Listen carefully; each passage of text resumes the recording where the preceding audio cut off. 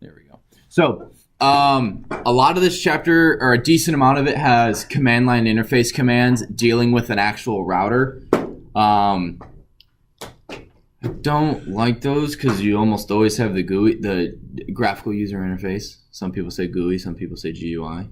It's up to you. Until you can't get onto it. Until you accidentally forget what IP address you have and you have to log in via the command console. And at that point, you would just Google it, which is exactly what Jared spent an hour and a half doing that with the switches. So the reason the switches now work and that that's the giant circle that says don't erase, he figured it out. So yay. Thank you, Jared. Do you know what fasting is? There we go. Do I know what? Fasting. Fasting? Fastly. That's an internet hosting company or something? This says Edge Cloud Platform. Yeah, like Wikipedia is on it. Wikipedia. CNN is on it. I was looking at that too. No, I don't. No. Stop looking stuff up. Fastly. You just told me to look up all the IPs. Okay, now I say stop. Pay attention. Weird. We will talk after class. That is weird, and I'm kind of worried that some dude in China, you're connecting some IP address in China Yeah, he's probably got your camera. to a specific guy. Like, that's the creepy part. Two specific guys. It's okay. We Alright. got more people. He's not. Whatever. So I don't know what you just said, Edward, and I don't want to know. So a lot of this is good to look at, but because we have a Surface and we're doing it ourselves, like you don't necessarily have to read all of this. Like all this information you just looked up. Oh, if you do Netstat R is how you get this information. So if you want to look at the active, what you have active right now, let me scroll down. Netstat space R. Right, this right here, this is my default gateway. Right, so anything that I don't know what to do with, anything that's not one of these, right, the 0.0.0 and the netmask 0.0.0 goes to my default gateway. Now the metric on the far left-hand side, the far right-hand side, oh shit, it's the same right here, I don't have to turn around. Metric is basically the order, the priority, right? So the lower the number, the higher priority you have. So 35 is going to have the highest priority of all my network connections. So if it's not one of these, it goes to my default gateway. Why does 291 come after 331? I don't know why they labeled it this way or they ordered it this way. I think it's in IPv4 Okay. ranking. So it's 0, 10, 10, 10, 127, 127, 224, 255. So this right here is my computer. Right, so I have a computer. My netmask is how many hosts are available on that subnet? Zero. Basically one.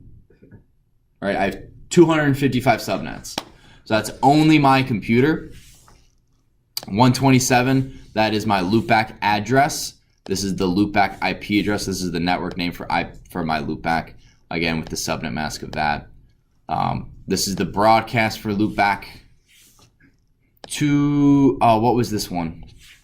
224 is multicast.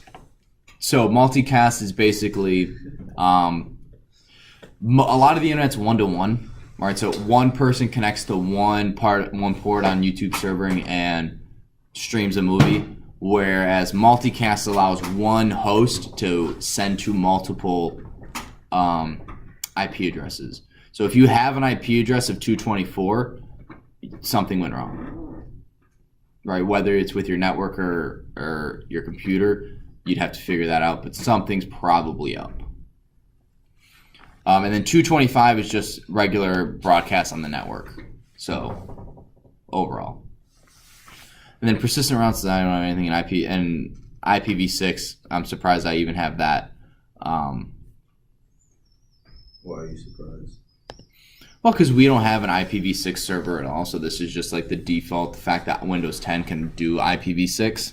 This is just kind of the bare bit. The bare bones of IPv6. Let me jump back to the book.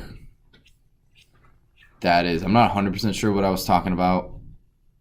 Oh, we used that one, Doug. Oh, that's right. Yeah. This is the Network Plus exam question. Yeah. Yeah.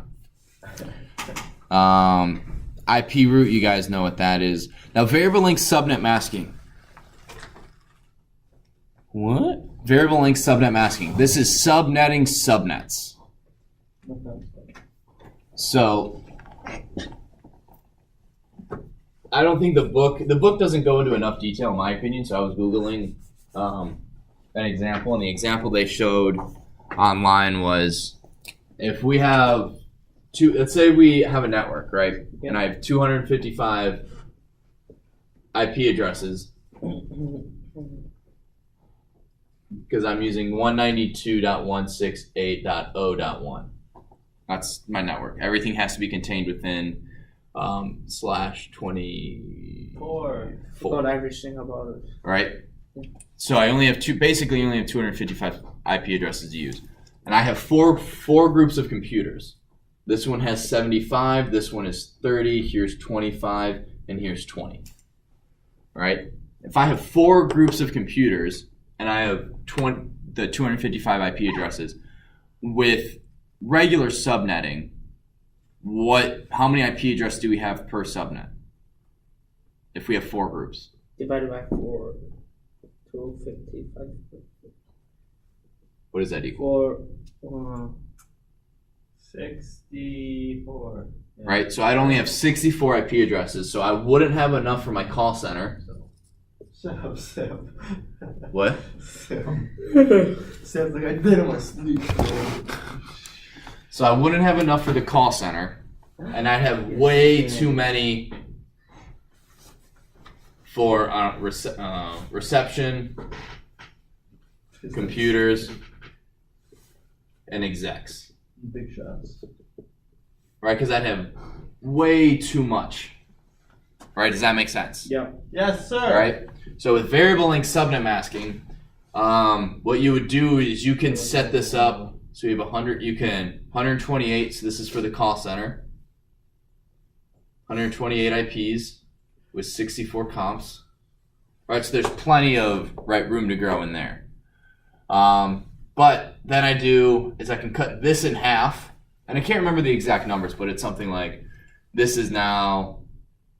So I have 64 IPs for the reception. Maybe it was 50 or something. And I have 30 computers. And then I subnet this one further, and this is for the computers. So I would then have 32 here and 32 here, and this is for the executives, and this is for, the whomevers. Right, so variable length subnet masking allows you to subdivide subnets. So this is the first subnet. There should be 75 computers in that one, right? This is the subnet. And this one? Yeah. Oh, yeah, you're right. Sorry. This is the subnet. And this is the subnet. Oh, you divide by half each time. Yeah. Oh, okay. So this would have a slash. This is like web design. Oh, man. So what would the CIDR notation of this subnet be right here? That would be 8. So that would be 3. 20, 21. You said so many numbers. Sorry. What did you ask? What would the CIDR notation of this subnet be? 21, right? No. 7? Be 27. This one would also be 27. What would this one be? Jared? Oh, I was high-fiving Sam. Oh, I thought you were raising your hand. 26. And this one would be? 25. Yeah. Right? So does variable length subnet masking make sense? What you get? It's subdividing a subnet, and you can use that in routing. So, It's like division. yeah. Div tags. Yeah. 3 minus. All right. So, all right, let's see what else. Can I go through this real quick? Again, a lot of this book, or a lot of this chapter is a lot of router command line interface, and I'm trying to get a good router. It should be delivered shortly. And then you guys can actually log in and Do you have like a big budget for this class? We went over we went You said over this. I think we 175. went over this on Friday. Yeah, I have. I sent in a request for a bunch of equipment, and as we're going through the book, I'm ordering it. So do you request it as IT or do you request it for this class? I requested it as part of the science budget. So like each teacher, I did it when I was part of the science department, and then I got moved to math, so I still take it out of the science department. But they've allotted a certain amount of money for this class. So I had to justify everything. So I'm like, these are the things that I want to buy. This is how much they cost. This is why I need them. And they're like, okay. So, this is all routing stuff. All right, you know what? We're going to pick up here at Gateway of Last Resort. We only have 4 minutes up to class. What I want you guys to do is